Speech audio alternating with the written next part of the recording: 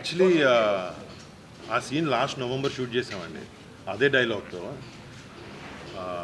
అంటే ఒకటి ట్రోలింగ్కి ఇమిటేషన్కి చాలా డిఫరెన్స్ ఉంది. ఇమిటేషన్ అంటే గొప్ప గొప్ప యాక్టర్స్ ఇమిటేషన్ చేస్తారు చాలామంది.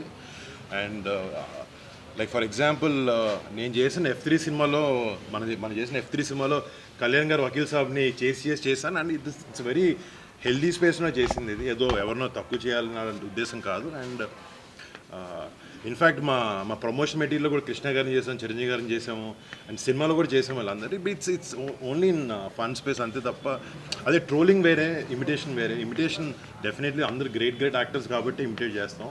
అంటే కావాలని చేస్తే అలా తప్పుగా అనుకున్నాను పాప. అలాగా మాకు ఉద్దేశం అది లేదు.